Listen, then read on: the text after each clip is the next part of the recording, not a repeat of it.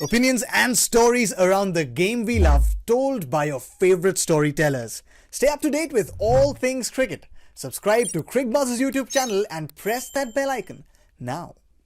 My team of the tournament. Let me clarify right at the start so it's very clear. This is up for performances up to the semi-final stage. That's what I've considered, so that it's a level playing field for everybody.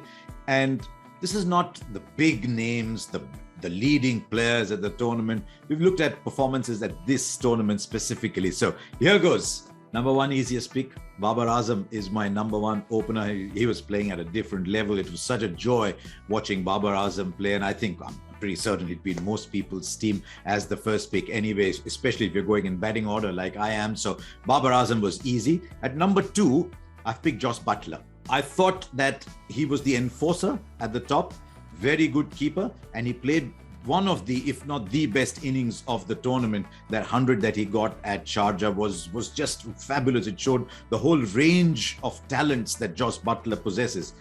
Now that meant that there were two or three others who were contenders. The opening slot always has the most contenders in any T20 selection that you make.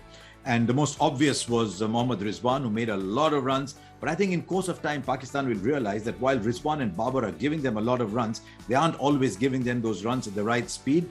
But that apart, it was just in my mind a straight shootout between Buttler and Rizwan, and I thought just Butler's game had that extra X factor about it. I like Pathum Nissanka very much, and once KL Rahul had rid himself of these inhibitions that sometimes envelop him, he was such a joy to watch. The day he bats freely from ball one, he will be one of the best, if not the best opening batsman in world cricket. That's how good he is. But at the moment, I'm going with Babar Azam and Jos Buttler.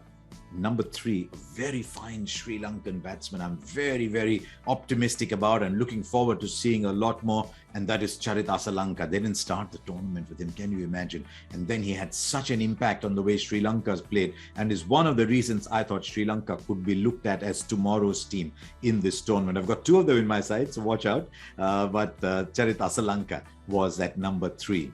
And number four was someone I must admit surprised me. I'd seen him play quite a lot actually, and he struck me as a very organized top order player, most often as an opener, very correct, almost as if he didn't quite have the shots to go and play T20 cricket. And then he arrived at this tournament and he batted at number four, the most difficult batting position in T20 cricket, and Aiden Markram just owned it. He's the kind of player who can play like a proper organized batsman if you've lost a couple of wickets, but the way he was playing the big bold shots, Aiden Markram was a revelation, and a very happy revelation at number four. Now, number five, who do you pick at number five? What's most tempting is to pick someone who's done very well at another number and say, right, he can also bat at number five. But one of my principles in picking teams has always been pick players in the position in which they played the tournament. And that is why I didn't have too many people to choose at number five. I've gone with Shoaib Malik because he's playing that role for Pakistan. He was finishing games at the end. He was still fielding very well. Very easy to say Rassi van der Dusen, who's a beautiful player, and is already 30-31, but he's got a big career ahead of him. But he was batting three, and it wouldn't be fair to say, okay, he got those runs at three, let's put him at five. And so, sorry, Rassi, but Shoaib Malik is my number five.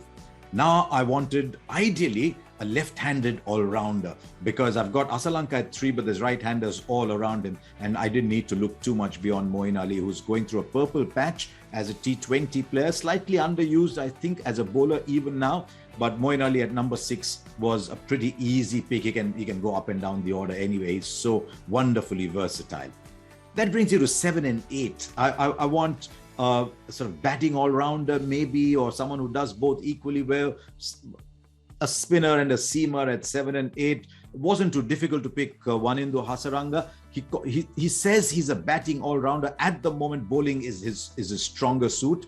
I think he might struggle a little bit on absolute flat decks, but oh wow, what a player. No surprise they call him Wawindu. But I think at the moment he's more bowler than batsman, and I hope he goes up to bat at 5-6 consistently for Sri Lanka, because then he can become a complete proper all-rounder, but he's still so young. So Wanindu Hasaranga. Now I'm looking at the seam bowling all-rounder.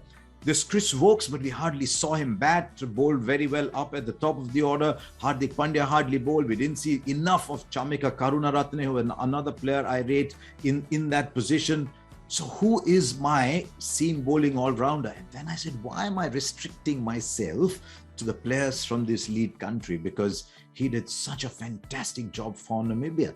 He bowled the difficult overs. He was winning the matches, batting at 5-6. He's perfect to bat at number 7, because I think I've got Hasaranga down at 8 in this particular situation. But at number 7, I've picked David Visa of Namibia, who had a wonderful tournament and also played an inspirational role. What that did for me with all-rounders at 6, 7, 8 is completely open 9, 10, 11 to pick just 3 fast bowlers who take wickets. And Shaheen Shah Afridi was my first pick out of those. He's bowling beautifully with a new ball up front. Then I had Josh Hazelwood, who was, like Aiden Markram, was a bit of a revelation, but he had a very good early part of the tournament as well. And Anrich Nortje, who I think will make most people's teams, just bowls fast. You want wickets at the top, he'll come back and bowl at the death. Talking of which, that is the one weakness with this team, who bowls at the death. And that's why I was so keen to look at Jasprit Bumrah, because I still think he's among the best death bowlers in the world. But I just thought it was fairer to pick those 3 based on their performances in this tournament. So there you are. That is my 11. It's a good exercise to do. I know I say this every time. It's a good exercise to do, to listen to this team and then say, okay, what would mine have been? But when you do that, just check for the balance of the side. It's easy to say somebody should have been in there, but in place of whom? So do that exercise. It's great fun.